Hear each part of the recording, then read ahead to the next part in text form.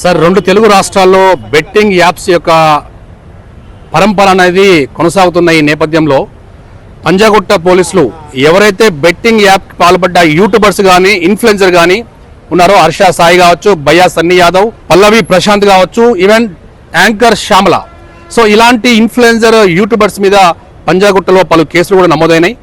So దీనిపై మీరు ఎలా స్పందిస్తారు? జై స్వరాజ్ టీవీ వీక్షకులకు నమస్కారం. ఇవాళ ఈ బెట్టింగ్ అనేది సమాజంలో ఒక మహమ్మారిగా వ్యాపించింది. యువత ముఖ్యంగా ఆకర్షితులవుతున్నారు. డ్రగ్స్కి ఎట్లయితే ఆకర్షితులవుతున్నారో ఈ బెట్టింగ్స్ కూడా అట్లనే ఆకర్షితులవుతున్నారు. ఎందుకు అనంటే చాలా ఈజీగా మనం డబ్బు సంపాదించాలి అనే ఒక ధోరణి లోపల యువత కొట్టుకుపోతుంది. దానికి పక్కదారులు పట్టడానికి కూడా వాళ్ళు సిద్ధపడుతున్నారు. ఈరోజు ఈ బెట్టింగ్ బూకీస్, కొంతమంది చట్టబద్ధత లేని బూకీస్ అంతా ఈ స్పోర్ట్స్ బెట్టింగ్స్కు పాల్పడి యువత దగ్గర నుంచి విపరీతమైన ఆశలు కల్పించి చేస్తున్నారు. ఈ బూకీస్ వలలో పడి బూకీస్ ఇచ్చే డబ్బులకు ఆశపడి సెలబ్రిటీస్ కూడా, ఒక బాధ్యతావంతమైనటువంటి సెలబ్రిటీస్, సమాజానికి మార్గదర్శకత్వాన్ని, సమాజాన్ని ఒక చక్కని త్రోవలో ఉండవలసినటువంటి సెలబ్రిటీసు, తర్వాత యూట్యూబర్సు వాళ్ళు వాళ్ళ బాధ్యతను విస్మరించి యువతను పెడదువ పట్టిస్తున్నారు. వాళ్ళు కూడా they are equally responsible for punishment. వాళ్ళు ఒక abettors, all they are abettors, the YouTubers and the celebrities who supported the betting. Sir, ఇప్పుడు మీరు అన్నట్టుగా ఒక యూట్యూబర్ కానీ, సెలబ్రిటీ కానీ, ఇన్ఫ్లుయెన్సర్ కానీ సమాజ హితం కోరాలి. అతను ఏది అప్లోడ్ చేసినా కానీ సమాజానికి ఉపయోగపడిగా ఉండాలి. వాళ్ళు ఒక స్థాయికి వచ్చారు, డబ్బు సంపాదిస్తున్నారు యూట్యూబర్ పేరు మీద, ఒక ఇన్ఫ్లుయెన్సర్గా. ఆ డబ్బు సరిపోక అత్యాశకు వెళ్ళి ఇలాంటి బెట్టింగ్ యాప్స్ ఏదైతే ప్రాణాలు తీసే యాప్స్ ఉంటాయో వాటిని ప్రమోట్ చేస్తూ సమాజంలో వారు హల్చల్ చేస్తూ ఉన్నారు. సో దీనిపై వాళ్ళది బాధ్యత రాహిత్యం అని నేను ఖచ్చితంగా చెప్తున్నాను. దీన్ని అందరూ నిరసించవలసినటువంటి అవసరం ఉన్నది. దీన్ని ఎక్కడ కనబడ్డ, ముఖ్యంగా సమాజం లోపల ఈ సమాజ శ్రేయస్సు కోరే వాళ్ళు కానీ, నాయకులు కానీ, ప్రజాప్రతినిధులు కానీ, ఇటువంటి ఏవి కనబడ్డా, ఏవి వాళ్ళ నోటీస్కి వచ్చినా కానీ తీవ్రమైనటువంటి చర్యలు తీసుకోవాల్సిన అవసరం ఉన్నది. ఇది ఒక మహమ్మారి. ఇవాళ ఈ బెట్టింగ్ అనేది ఒక మహమ్మారి. అది ఎట్లా ఇప్పుడు మళ్ళీ వస్తున్నది, ఐపీఎల్ సీజన్ వస్తున్నది. ఈ ఐపీఎల్ సీజన్ లోపల విపరీతమైన బెట్టింగ్ జరుగుతుంటుంది.